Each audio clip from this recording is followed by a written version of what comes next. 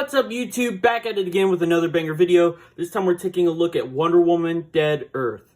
This one is written and drawn by Daniel Warren Johnson, and I thought it would be a great book to cover. I've been on sort of a Wonder Woman kick lately. I've been reading her old books, some of her newer books. I watched the old TV show. So I thought that this would be a good place to start. I thought it would be a fun one to share on the channel. This book came out in 2020. It's with the DC Black Label. So the Black Label books, they're not regular comic book dimensions. They're a little bit taller and definitely wider. Here's this Deadpool book that we covered earlier this week, and you can see like it's about an inch taller, about 2 inches wider. It's one of those super glossy books that are hard to show on camera, but I'll try. The inside isn't as bad. Daniel Warren Johnson, as I said before, he was the one who wrote and drew this one. I'm a big fan of his. I think he's one of the best modern artists out there working today.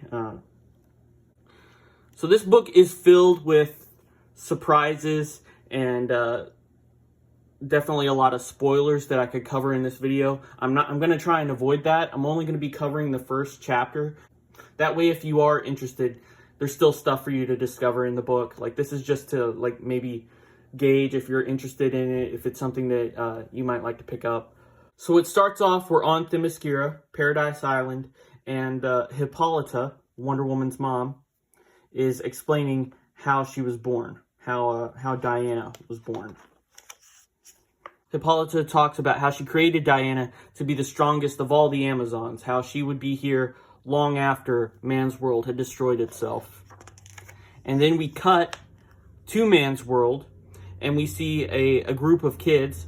They're walking through this forest, they're exploring, and we get through the text that there's been some sort of war that's gone on, and sort of the collapse of humanity, maybe like nuclear war that's happened, and this has been several generations after that. So this is the world that these kids have been born into, and they don't know what the world was like before.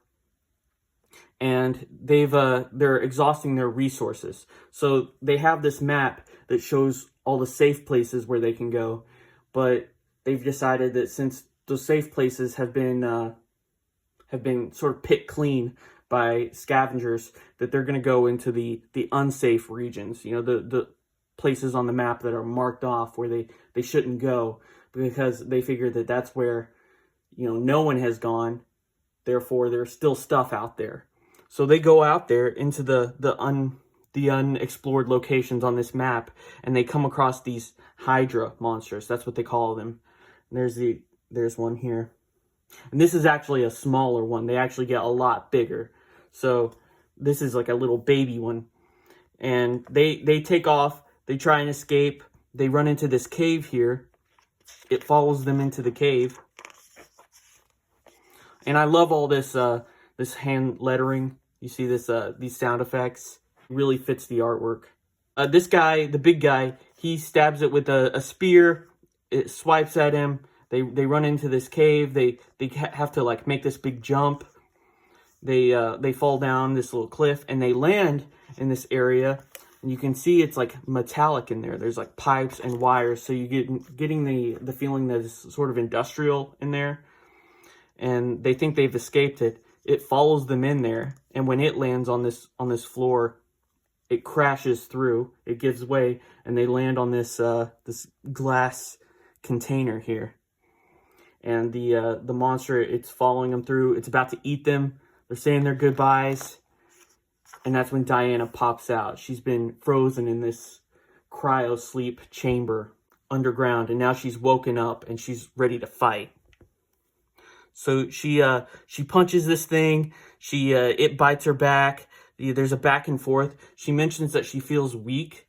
That goes on throughout the book. Like she wakes up and she's not at full strength. But the kids, they help her out, and Wonder Woman, she gets this thing in a headlock. She grabs his throat, rips it out. You see, it's super bloody. Again, this is a Black Label book, so it gets a little bit more gory than, you know, an average DC comic would allow. As she's recovering from this fight, because she's been asleep for a long time. We get the zoom out, And there's this great reveal that this is all taking place inside the Batcave. Looking back at it now, that reveal seems sort of obvious with like, okay, they're underground. It's kind of industrial. You get these like stalagmites, stalactites, whatever that is. These computers, like, it seems obvious looking back now, but when I was reading this for the first time, you're so invested in that fight that you're really not paying attention. And the zoom out, you see the giant penny, you see the T-Rex, you see the computers and the Batmobile and these the cases with the different suits. That was just a really surprising moment in the book. And this book is, again, filled with surprising moments. Like, I won't spoil it because there are a lot of, at least 3 or 4 other shocking reveals in this book. They go upstairs and they get another shocking discovery. It's the corpse of Batman. So most of the people who we know from the DC universe, they're dead. They're long gone. Wonder Woman is like one of the last survivors. So of course, poor Bruce Wayne, he didn't make it. He died in his mansion. And she looks out, and this is what Gotham looks like now. It looks like the surface of Mars or something. There's just all these craters, and there's like no vegetation left. And we see these like little birds flying off in the distance. I like to imagine that those are bats. Wonder Woman, she's sitting around a campfire with these kids, and she kind of explains a little bit of who she is. She's not fully telling them that like she's a god, but she's telling them that she was one of Earth's protectors, and they explain to her that like the Earth is dying, that they're some of the last survivors. Sort of reminds me of the scene in almost every apocalyptic movie where they you know, catch up the audience. They do the exposition dump of how the Earth got like this. Sort of reminded of Mad Max or something, like Mad Max Thunderdome with those kids in that movie. Then Wonder Woman, she decides to take Batman's utility belt, and she goes into this armory room. Oh, and I forgot to mention, Daniel Warren Johnson, he draws Batman with these purple gloves as kind of a reference to the original Batman costume. So Wonder Woman goes in there, she finds her costume. She decides she needs like this more armored breastplate. Since there's no one else around, she might as well follow these kids and see what's left of civilization. She follows them back to this camp, looks like Helm's Deep, and she's brought in and she meets their leader. The leader is this guy named Thaden. They bring her in as sort of a prisoner because that's the only way that they know that they'll gain his favor. And he like withholds food, he withholds like resources. They bring him this prisoner and he's gonna take her as a wife, and he says like they can have rations. The main kid of this group is this girl, and she has a little sister who she's taking care of. Wonder Woman wakes up, she's not happy, she's not gonna be anybody's wife, so she starts fighting and starts throwing tables. Because she's not at full strength, though, she is able to be overpowered. And they lock her up. Then we get this flashback back to Themyscira, Paradise Island. And we get to see a little bit of her and her mom. The way that this book is paced is masterful. I was really blown away at like the way he's able to put these flashbacks in the early chapters.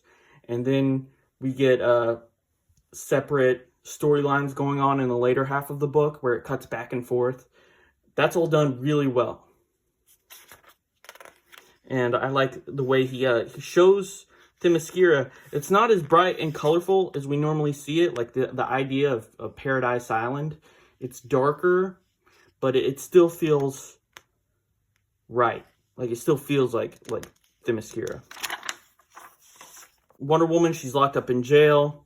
This is one of the kids who tells her, she's like, I'm sorry I had to do that, but I had no choice. I have to do it so that we can be fed.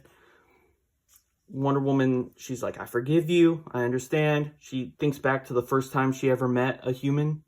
Again, another look at Steve Trevor. And she's these guards say that Wonder Woman, she's going to the pits. And we see the pits as this like arena, this coliseum. Gladiator-style arena. And who is she going up against? None other than Cheetah.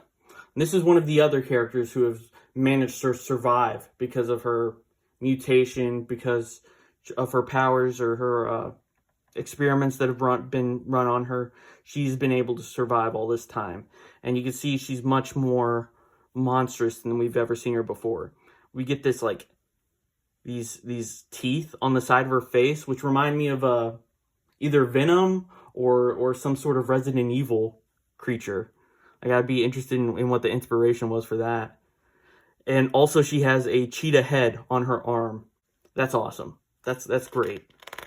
And anyways, Wonder Woman has to fight it out with her. Meanwhile, a bunch of Hydras, those monsters that we saw before, a new batch of them is attacking the city as this is all going on. So all the guards, they're all rushed out from that arena, and they're having to go fight this army of invading Hydras. We get more of this fight. Cheetah, she recognizes Diana eventually, and she can't believe that someone from her past has, like, survived this long. Meanwhile, the kids that we saw before, they've joined the army, and they're fighting off these Hydras now. But they've broken through the wall, and these Hydras have, like, invaded this arena that they were fighting in, and they're attacking the crowd. So Cheetah and Wonder Woman, they stop fighting for a second. Wonder Woman has to help the guards fight off these like red creature demon things. One of my favorite parts of Daniel Warren Johnson's art is these jagged lines he uses to show speed. Like, I know he's not the inventor of that, but it was definitely more rare to see it in American comics. I feel like that's something he sort of brought with his style. And I love the way he uses that. It adds a lot of motion. It sort of looks like motion blur that you get in movies and camera live action. And it's somehow translating that into a comic with still images. So they're hacking, they're slashing at these creatures. And here is one of the best pages in terms of coloring. You've seen nothing but reds and yellows and oranges, and suddenly you turn the page and get this big burst of blue. And it's shocking, and it reminds you, oh, I haven't seen the color blue in a really long time. It's a splash of cool color. So the guards, they all thank Wonder Woman. She's the reason that they all survived. She turned the tides of this battle, and now she's their savior. She's a hero of the people. The old leader, he's running away. Cheetah is attacking him because he's caused her, like, so much pain. He's made her life a hell. But Wonder Woman, she's gonna defend him because while this guy, he's a bad guy, he's a terrible person, he's still a person, and she is a defender of the weak, of the defenseless. So she can't just stand by and let this guy get murdered. That's just not her code. And Cheetah kind of feels betrayed by this. She's like, why would you defend this guy? You have no idea what he's done. And after they have this conversation, Cheetah breaks down in tears, and she gives up. And we see the crowd just starts chanting Diana's name.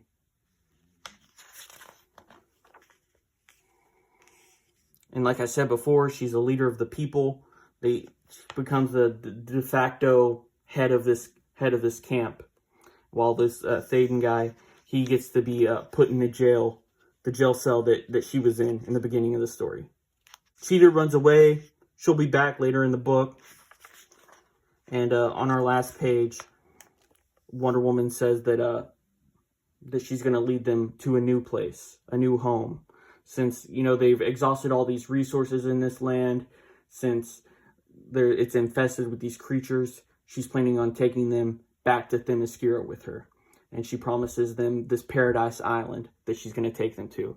But like I said before, this is just chapter 1. So the rest of the book is going to be that journey to Themyscira and all the struggles and, trials, tribulations that they go through trying to get there. And there's a lot. So like I said before, it's a great book. Lots of surprises, wonderful art, great coloring. It gets my recommendation. And I've got some more Wonder Woman videos coming for you soon. So stay tuned for that. Thanks for watching. Leave a like, smash the subscribe button. I'll see you in the next one. Bye.